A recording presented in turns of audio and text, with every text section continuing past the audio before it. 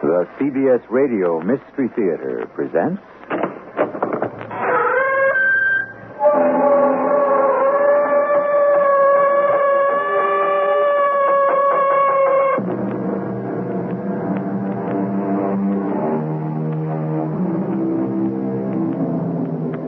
Come in.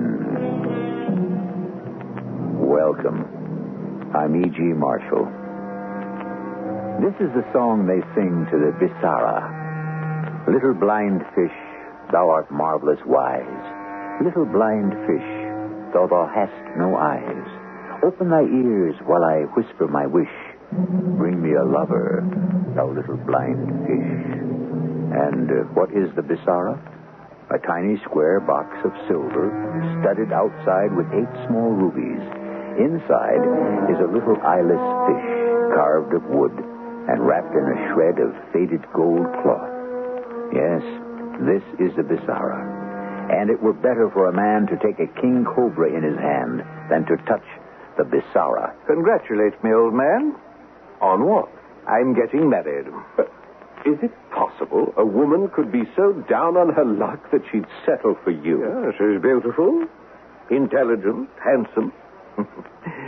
She's Colonel Hollis' daughter, Millicent. What kind of evil joke is this? How dare you? Millicent Hollis is my fiancée. She was your fiancée, John. She was your fiancée.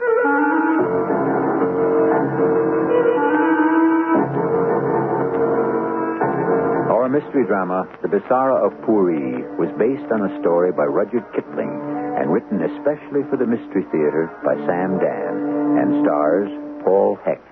It is sponsored in part by ARM, Allergy Relief Medicine, and Buick Motor Division. I'll be back shortly with Act One.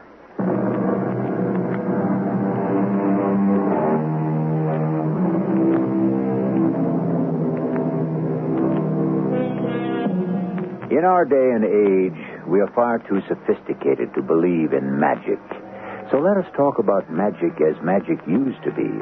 The kind of magic you used to find in India, before India became a modern nation and was still part of what was known as the British Raj. The time is the year 1891. The place, Simla, that enchanted city in the hills of which it was said, he who cannot fall in love in Simla will never know love at all. Well, John Churton fell in love in Simla with tall, gray-eyed Millicent Hollis, daughter of Colonel Hollis of the Blue Hussars. And this is the 3rd day in succession that they are taking tea at Leighton's on the pavilion. Beautiful music, Miss Hollis. Is it really? It's so melodic. That's not what you said yesterday, Major Churton. What did I say yesterday? You said it was rather Germanic for your taste. So, pop. Now, why would I say that? I am rather fond of Mr. Strauss's music. Oh, I know why. Do you? Yes. You see, Strauss waltzes belong in a ballroom with a brilliant light of 100 candles reflected like diamonds from the great hanging chandeliers, and the scarlet and gold, the black and silver of the officers' uniforms, and the lovely whites and pinks of the ladies' gowns. You make it sound so exciting. Will you save the waltzes for me this evening, Miss Hollis? Oh, I'm afraid I shall have no choice. You talk about it so prettily. Although, for a man who seems to enjoy dancing so much, I don't believe you've been to a ball in over a month. Yes, my ankle was a bit stiff and sore. Oh, from that fall? Yes, that fall. I suppose it shall be known as that fall from now till the end of time. Well, it did make talk when you, Major John Churton, who is said to be the finest rider in the Lancers, fell off his horse on dress parade. Well, that account is not entirely true, Miss Hollis. Are you saying you didn't fall off your horse? I didn't fall off my horse. I needed a horse in a hurry, and that old scoundrel Mahbub Ali sold me one that hadn't been properly broken. Why did you need a horse in a hurry? And because my bay stallion, Tipple, had died the night before. Tipple? That splendid animal. Well, how could he have taken sick so suddenly? He didn't take sick, Miss Hollis. He was killed. Awful. How? Well, I came home from the club to discover there was a robbery in progress. I was unarmed, and I tried to run the scoundrels down, but one of them turned and fired a revolver, and poor Tipple fell dead. A robbery? Well, we haven't had a robbery hereabouts. Well, I can't even remember. Well, were they caught? No, they got away. What a shame. Was anything stolen? No, just some cufflinks, a gift from my mother, a watch, a gift from my father. They were very dear to me. Oh, I am sorry. And, of course, money, a considerable sum. It wasn't even mine. I was keeping it for Captain Pack. Captain Pack? Yes, do you know him? Slightly. Why were you keeping money for him? Well, it was part of a regimental fund. He had withdrawn it that afternoon to be distributed the following day. That evening, he'd been sent off on duty. He didn't want to leave it about his quarters, so he asked me to keep an eye on it for him. And that's the money that was stolen? Yes. I went to over half a dozen of my closest friends, and I borrowed every shilling they could raise. And I turned the sum over to Pack. He's not the wiser, but I'll be in debt for at least 2 years. What a perfectly miserable stroke of luck. I really don't know why I'm telling you all this. Perhaps it's because you've just caught sight of Captain Pack. What? Where? He's coming towards us. Oh, yes. Yes, I see him. Good afternoon, most ravishing Miss Horace. And Major Turton. Good afternoon. Hello, Pack. I hope I'm not interrupting, but I stopped by merely to remind you, Miss Horace, that you promised to save the first and last waltz for me this evening. Did I promise? Well, of course. It was at the party Mrs. Hawksby gave for the governor last week. Till this evening, then. Miss Hollis, is there something wrong? What? You seem to have turned pale. No, I'm all right. You're shivering. Shall I order some tea? A brandy, No, perhaps? thank you, Major. But something is wrong, I can tell. Please, Miss Hollis, tell me. I simply cannot tolerate that man. Captain Pack? Oh, I shouldn't have said that. He's probably a good friend of yours. Oh, no, Miss Hollis. He's the last person in the world I would want for a friend. The man makes me ill. Actually, ill. What do you mean? I don't know. I just get a feeling as it... It's so difficult to find the words. He makes me feel unclean. I know. He makes me feel the same way. Well, you don't have to dance with him. Well, you don't have to dance with him either. Can't you simply refuse? Oh, it's awkward to refuse. We are, after all, a small community. We have to maintain at least the outward show of friendship. Well, that may be. But I know a great many ladies who absolutely refuse to dance with certain gentlemen. The real truth? I'm afraid to refuse him. Afraid? But why? I mean, if he ever tried anything the slightest bit improper or out of line, I'd thrash him within an inch of his life. I know you would. And you're still afraid? Oh, I just can't explain. Well, I see only one solution to the problem, Miss Hollis. You will have to marry me. Miss Hollis? Major Turton? I thought you'd never ask. Millicent, my darling. Not here, not now. You must call me Miss Hollis for just a little while longer. I must speak to your father. There are plans to be made. Yes, but first there are plans to be unmade. I don't understand. Mother, she thinks she has a plan for me to marry General Benton. Benton? He's 30 years older than you. I know, my darling. But it's No, absurd. it's just an idea at present. It's dancing around Mamma's head, and it must be given its opportunity. Opportunity? To do what? Oh, let's say to run its course. Oh, don't look so worried. Everything will be all right. Well, I'm not sure everything will be all right. Oh, John, dearest, please understand. I and I alone will decide whom I shall marry. I allow my mother to play these little games because, frankly, she's quite bored and it gives her something to do.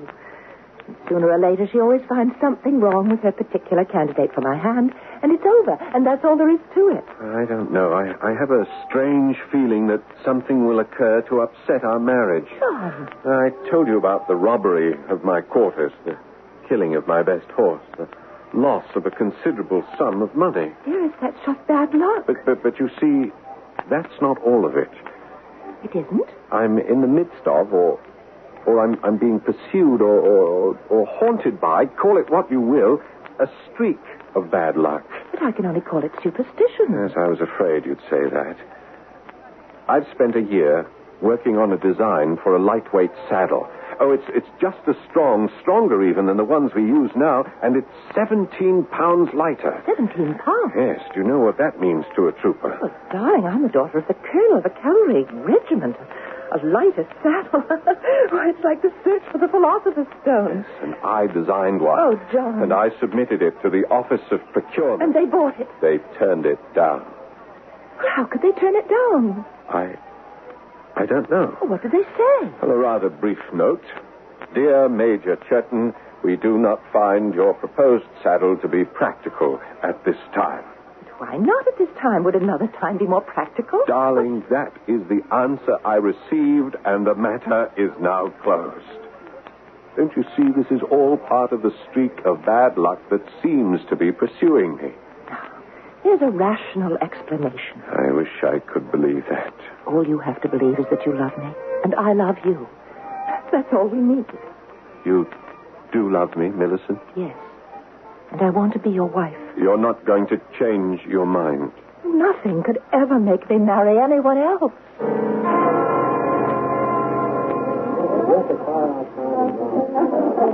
Enjoying the ball, darling? I'm with you, Millicent. That alone is enough. Oh, wait. What is The it? band. They're going to start to play. Oh, wonderful. I am in the mood for a dance. Oh, darling. These are the waltzes. My favorite. No, but I promised the first to Captain Peck. Oh, no. It's starting. Oh, come quickly. We'll escape out onto the No, veranda. it's no use. He'll turn the place inside out and make no end of a row till he finds me. Oh, I see him heading this way now, the scoundrel. I don't think he has enough character to be a scoundrel. He's just an offensive man. Pack. He's well named. Pack Rat. Oh, darling, please, he'll hear you. Ah, there you are, Miss Hollis. Good evening, Captain. I've come to claim my waltz. Will you excuse us, Major Turton? Miss Hollis? Oh, of course. Major.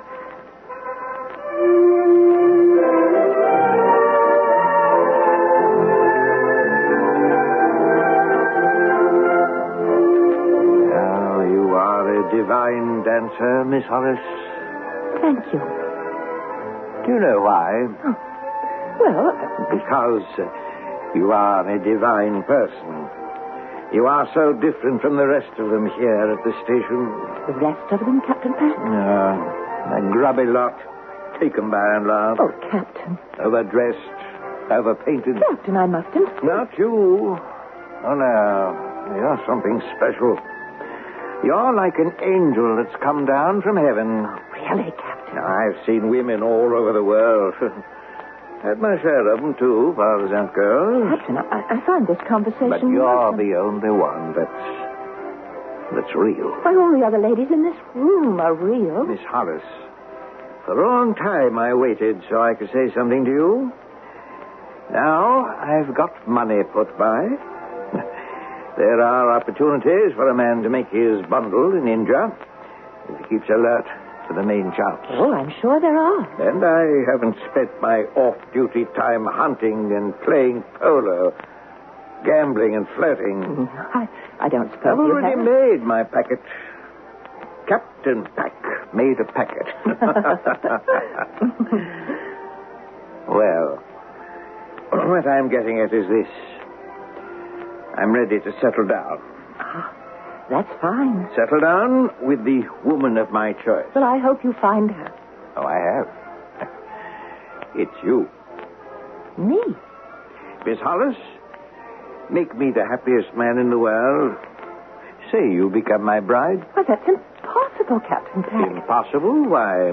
Oh, we can sum it up by saying I'm not in love with you. I'm not even attracted to Miss you. Hollis, I must ask you to reconsider. As I said, Captain, it's impossible. I don't recognize the existence of that Oh, word. please, Captain. The matter is closed. I disagree. I don't even know what we have to discuss. We have everything to discuss. All the plans for our future life together. Captain, I don't believe you heard me. I have no intention of marrying you. Miss Hollis, I'm a man who refuses to take no for an answer. Sooner or later, one way or another, I always get what I want. And I want you, Miss Hollis.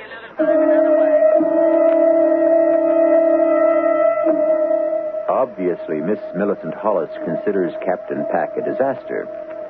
But her fiancé, Major Churton, has a premonition of disaster.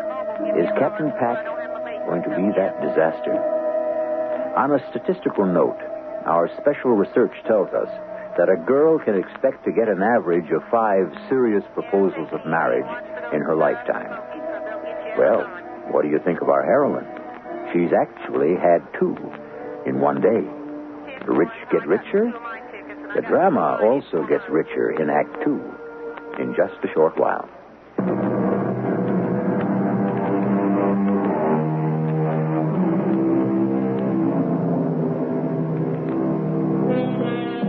Some people refuse to take no for an answer. This could be a sign of great dedication. It could also be an indication of colossal stupidity. You've heard what Miss Millicent Hollis said about Captain Pack. He is hardly her favorite person in this world, but yet, would you be willing to wager a large sum, or even a small one, that she isn't going to marry him? Millicent, what are you doing out here alone?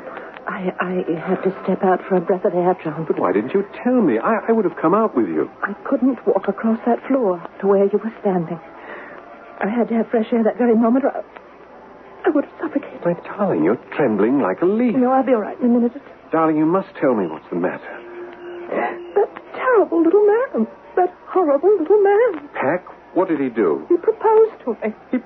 Well, of all the infernal... Oh, he has a right to, but it's just... It's just what? Oh, he needs a lesson. He didn't know that I'm not free. Well, very well. He proposed, then what? I said no. And then? He kept insisting. Why, the bounder. I ought to thrash darling, him. there's nothing to be done. Let's just forget it, shall we? I've never seen you so upset. Would you care for some punch? Or perhaps something stronger? Would you mind terribly if I went home? Now? You see, the truth is, I owe Captain Pack another dance, and I'm just not up to it. Well, you just scratch his name off your program. Oh, I can't do that. He'd create a very unpleasant scene. I'll just tell Mama I have a headache. And I do. Oh, my darling. Now, you stay and you have a good time. Well, how can I have a good time without you? Well, you should spend more time socializing with the staff officers. You know, being on good terms might help you sell that new saddle. Oh, darling. Mama will be quite happy to go home. I know she must be frightfully bored by this time. Will I see you tomorrow? Well, of course. Are you sure? Well, silly. Of course I'm sure.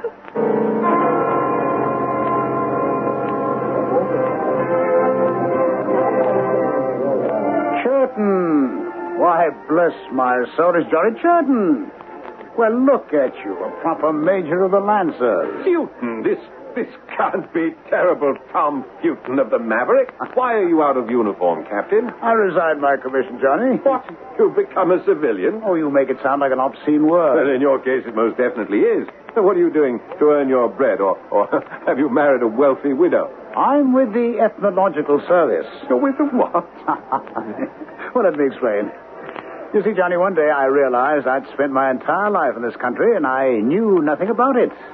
India, this beautiful, mysterious India. Are you quite all right, Tom? Oh, yes, of course. And so I applied for a berth in the Ethnological Service.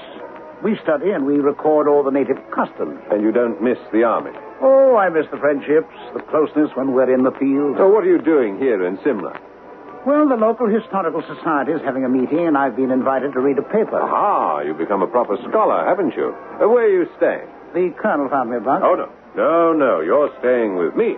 I'll send a boy around to pick up your kit. We're going to sit up all night and destroy at least 2 bottles. How does that sound? Oh, that sounds first rate. But I better leave my kit where it is. But why? Because the colonel asked me to. Whom are you staying with? A fellow by the name of Pack. Oh, no, I shan't permit that. Oh, he's the worst. Johnny. The colonel asked it as a favor. A favor? This Pack, he doesn't get on, eh? Oh, well, that's the understatement of the century. Has no friends, and the colonel just thought that by asking him to provide hospitality for a visitor, this Captain Pack would feel that he's part of things, you see. Tell me, what does everyone have against him? Well, how can I put it? He's a nasty little man who must have crawled into the army by mistake. I see you're determined to dislike him, eh? Exactly. But why discuss him? Let's head over to my place. We have a full night's drinking and talking ahead of us. Johnny, will you also invite my host? Your host? Yes, Captain Pack. Oh, no. Well, he's putting me up for the night. Wouldn't be proper for me Oh, to... Tom, he's impossible. He's absolutely, utterly impossible. You know, I've made a study of people like Captain Roderick Pack. Well, what is there to study? It's all out there in plain view. Oh, no, not at all. It's mostly hidden, you see. People like Pack are the outsiders. Pack was never made to feel welcome here. To begin with, he's very short. He's rather unattractive physically. Yes, he most certainly is. But that is not his fault, you see. His father was a greengrocer, which puts him at a social disadvantage. You know, Pack's obnoxious behavior. It is a defense. Of what? It's a protective wall he's built up around himself. If he were made to feel welcome, accepted, I'm sure you'd find him a changed man. I'm afraid you don't know Captain Pack very well. Well, I'm afraid you don't either. Invite him back to your rooms with us. See if I'm right.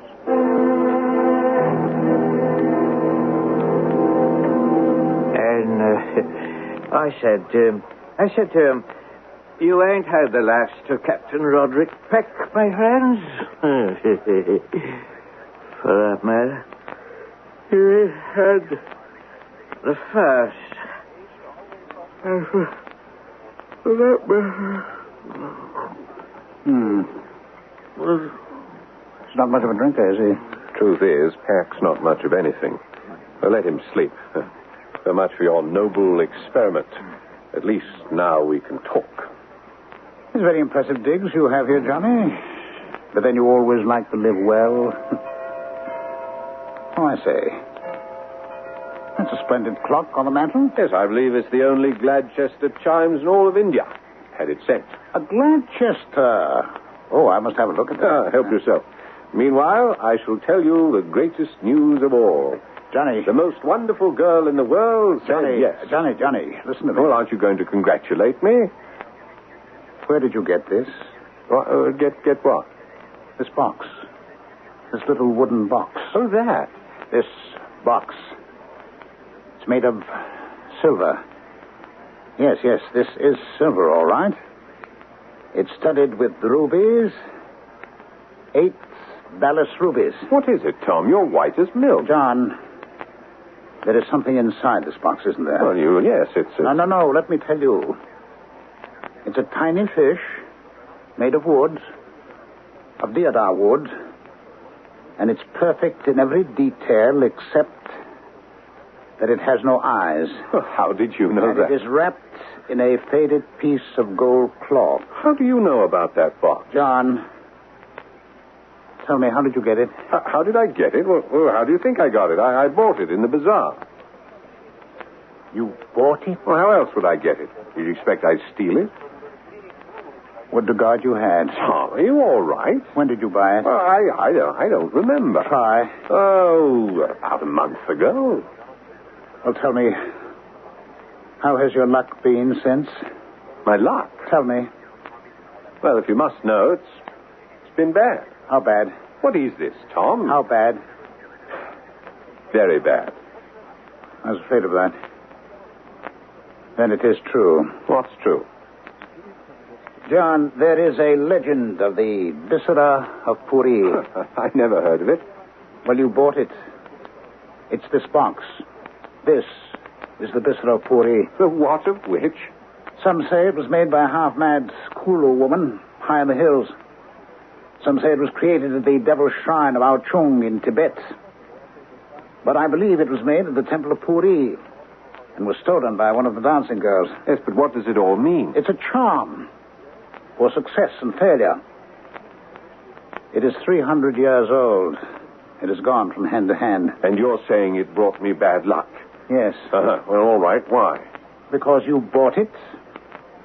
The legend says, if the Bisara be bought, within 3 years, it will turn against its owner and drive him to ruin and death. But you still haven't told me why. Whereas, if the Bisara be stolen, for 3 years, it will bring its owner his heart's desire. Now, why is one in trouble if one buys it, and in luck if one steals Because it is a charm made in honor of Janira, the goddess of evil. And I'm in trouble because I bought it. Yes. Get rid of it. Get rid of it? Throw it into the river or destroy it. Are you serious? Melt down the silver box, burn the little wooden fish. You are serious? Yes, of course I'm serious. Think of all the terrible things that have happened to you since you bought it. Well, some unfortunate things have taken place. Well, doesn't that prove... Prove what?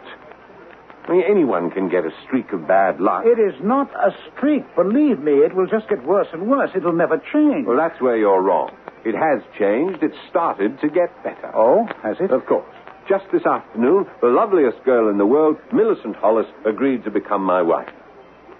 John, I'm telling you, destroy that little fish in its silver box. Nonsense, Tom. John, I'm frightened. Truly frightened for you. Get rid of it. But it's such a pretty little thing. It's a deadly little thing. You really believe that, don't you? Yes, I do believe it. There is proof. Oh, of course. When you need proof, you can always manage to find it. What's that thing called again? The Bisara of Pooree. Yes. Well, here's what Major John Llewellyn Churton of Her Majesty's Royal Bengal Lancers has to say to this whatchamacallit, the thingamajig. The Bisara of Pooree. Yes. Go ahead. I defy you. Do your worst.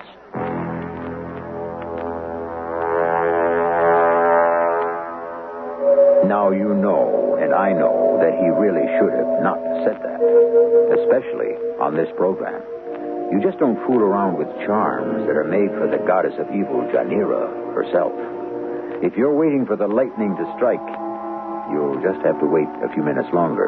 And then I shall return with Act 3.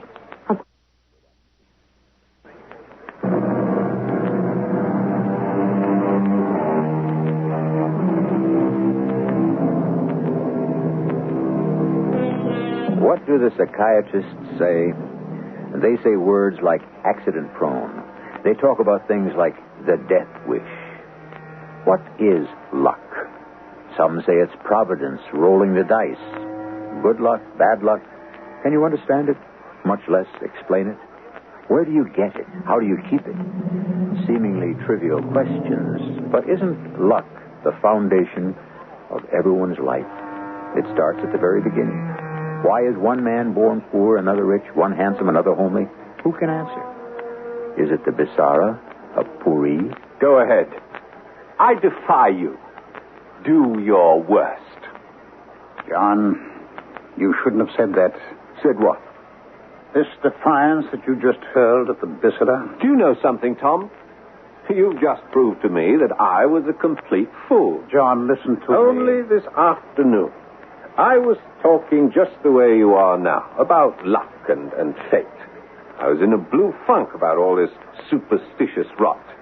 Well, there's nothing like hearing someone else spout your own ideas to demonstrate how ridiculous they may sound. But the terrible thing about it, John, is that it happens to be true. I'll tell you what happens to be true, Tom. Too much reading. Too much being cooped up inside a dusty office. It softened your once brilliant brain. Oh, John, I wish I could get through the whole silly business.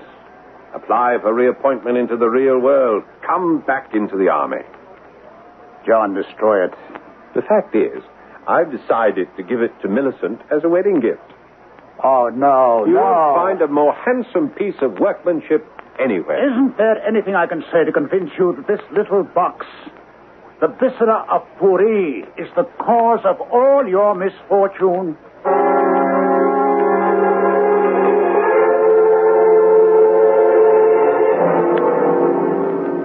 Sahiba. What is it, Lutu? Sahib wishes to see the heaven-born. Major Churton. It is not Major Churton. It is Captain Pack. Captain Pack? Oh, no. Tell him I'm out. As the heaven-born commands. Oh, no. Lutu, wait. Poor wretched man, he wants to apologize. All right. Have him come in. Miss Hollis? Captain Pack? Miss Hollis, I have come here to give you another chance. Another chance? The other night at the ball, I asked if you would do me the honor to become my wife. Do you remember? I seem to remember. I return now to tell you that I am willing to do you the honor of becoming your husband. You You what? Yes, Miss Hollis. I am willing to marry you. What do you say? Well, what do I say? Why, I say...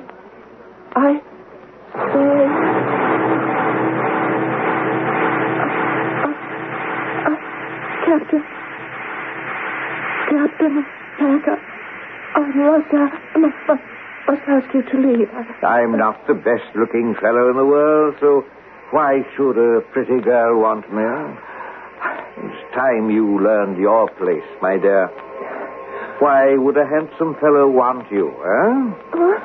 Captain... John Churton is the handsomest officer in the regiment. He can have his pick. Why did he choose you? I don't know. I feel... I'll tell you why. Because your father is Colonel Hollis of the Bengal Lancers, that's why. No. Colonel Hollis is a good man to know if you want to get a new lightweight saddle approved. I don't... You and me, my girl, we belong together. You know it. In your heart and soul, you know it. You know it, don't you? Answer. Speak when I command you. Yes. And you love me. You've always loved me. Yes. And you fought against it because your head was turned by that foolish Major Churton. Isn't that true? Yes. And you will marry me? Yes. Say it again. Yes. Again and again and again. Yes.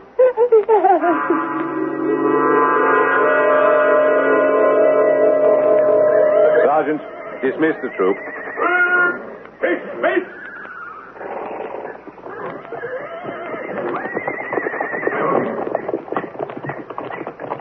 Well, afternoon, Major. Fine-looking troop of men you have there. Splendid body. I dropped by to thank you for having me over to your rooms the other night. Well, I hope you had an enjoyable evening, Pack. Yes, of course. I wonder if you'd do me a service, old chap. What sort of service? I'm to be married. Married? And I wondered if you'd stand up for me. Best man and all that, you know. Who's the lucky girl? Oh, you know her. Oh, do I? Colonel Hollis' daughter, Millicent. Millicent?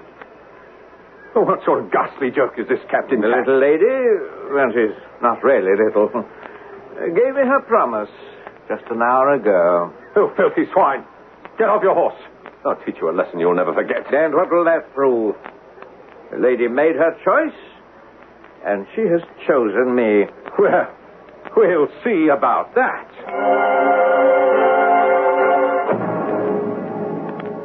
Heaven-born... Yes, Lutuf. The Major Churitan, he wishes... No, Lutuf, tell him I cannot. But you shall, Millicent. You will see me, and you will explain. Please, John, there's nothing I can say. Oh, yes, there is.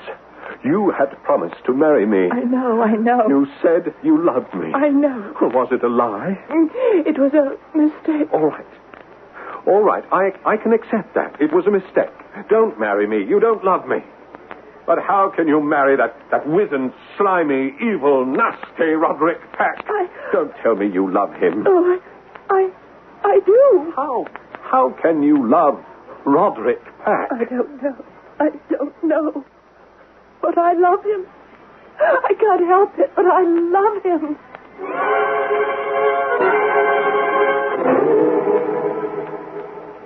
John? Come in, Tom. Come in.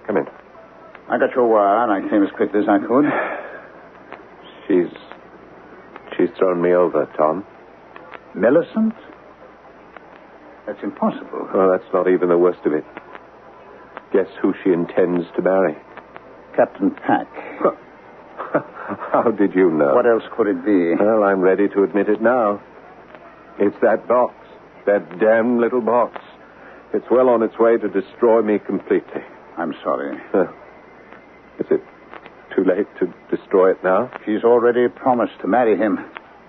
I suppose it may be too late for that.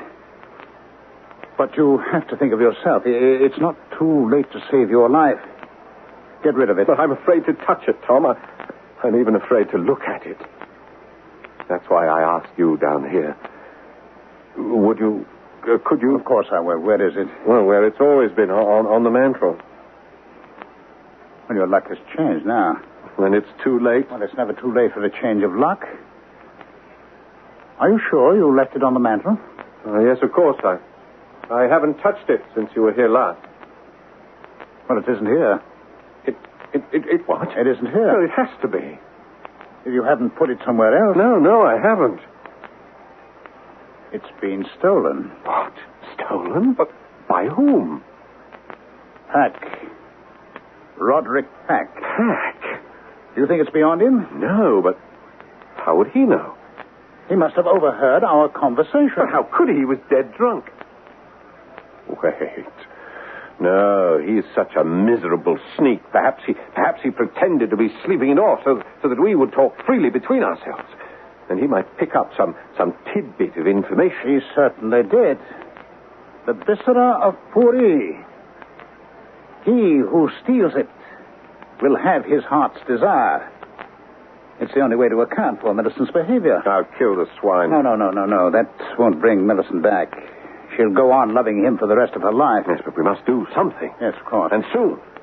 Tomorrow night, Colonel and Mrs. Hollis are having a ball at the club to announce the engagement. We'll have to steal it back. Steal it? How? We can't just go into his quarters. Suppose we're caught. And with my luck, we'd be cashiered fast enough. We'll be thankful I'm with the ethnological. Now listen to me.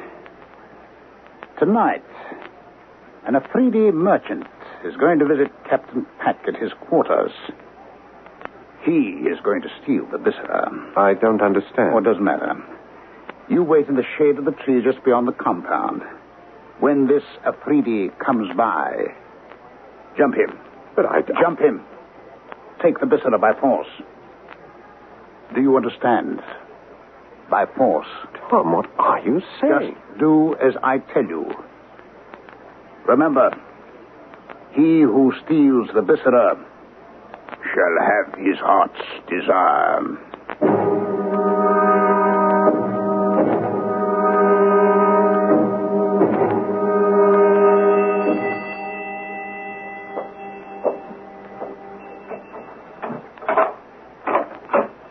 Yes? Protector of the poor. What do you want? I want the Bisara of Pooree. What are you talking about? If the favored of the heavens will listen, we have traced the Bisara to Simla. We must have it returned to the temple of Pooree. Why do you come to me? Because you have the Bisara. You're crazy. Now get out of here, you filthy beggar, before I take a belt to you. The Bisara gives the heart's desire to whoever owns it. You now have your heart's desire. Yes, well, I have another heart's desire. Yes. Money. How much money? 1,000,000 rupees. The temple of Pooree will pay. It will? Yes. This is the way you will get your money. We will pay. Oh, well, show me the color of your money. Show me the Bisara. Yeah. All right. But don't think you can pull one of your tricks. Put a bullet through you so fast. Oh, I am a man of peace. All right, you filthy dog. I'll show it to you. See? Here it is. Ah, it is the Bisara. The Bisara of Pooree at last. And now, the money? Oh, yes, the money. Here it is.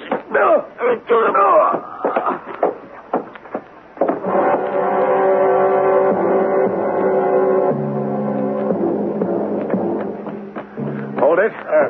Please, Sahib, I am a poor... All right, hand it over. No. Hand it over, I said. No. Yeah, you hand it over to me.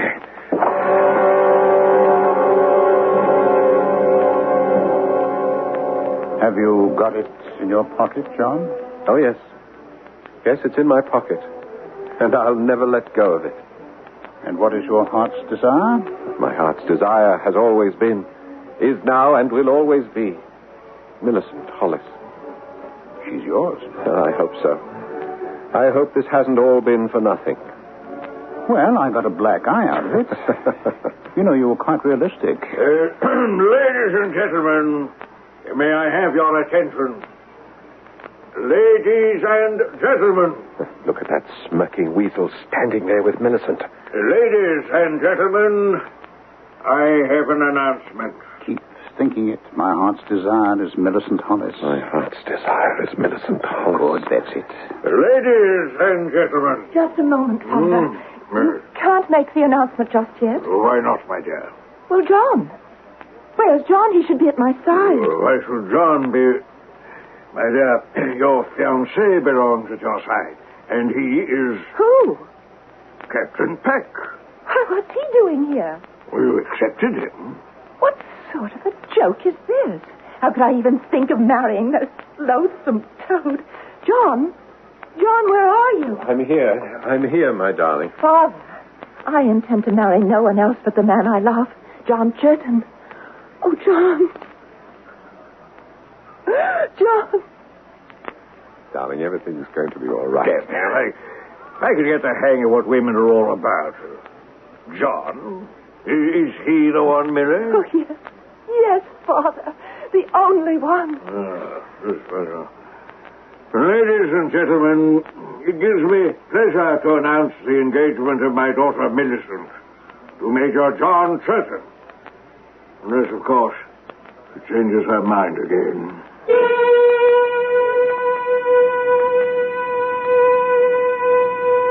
But she didn't. And they were married. And they were very happy because for 3 years, John was able to grant every wish their hearts desired. But after 3 years, believe it or not, somebody stole the Bisara of Pooree from John Churton. But it really didn't matter. They lived happily ever after anyhow. I'll be happy if you wait for my return in just a little while.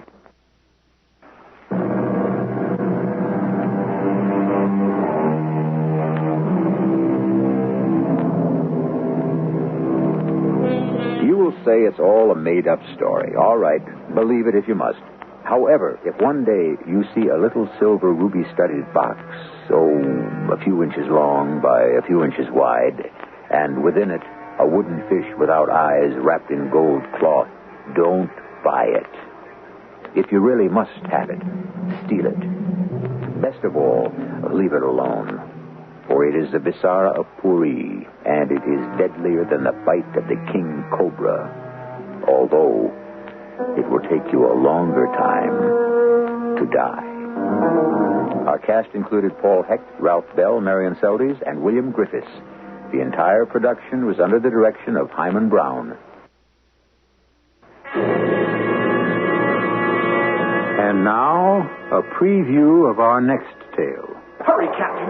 Hurry, we're almost on the wave top. Just one more cable and What happened? We took a wave broadside. But look, it bounced the balloon up into the air. We're going to make it to land. We're going to...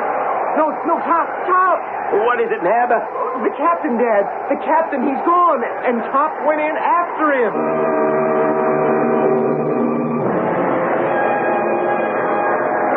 It was true. A wave struck the balloon and carried away Captain Harding and the dog. And the loss of their weight had been just enough to let the collapsing balloon rise and the wind to carry it towards the land. Now, just before we came to the shore, the balloon, half inflated, fell again to the sea. And with the wind driving it and us clinging to the mesh, we were rushed to the shore, battered by the surf, fighting our way to shore, exhausted and half dead. Radio Mystery Theater was sponsored in part by Buick Motor Division. This is E.G. Marshall inviting you to return to our Mystery Theater for another adventure in the macabre. Until next time, pleasant dreams.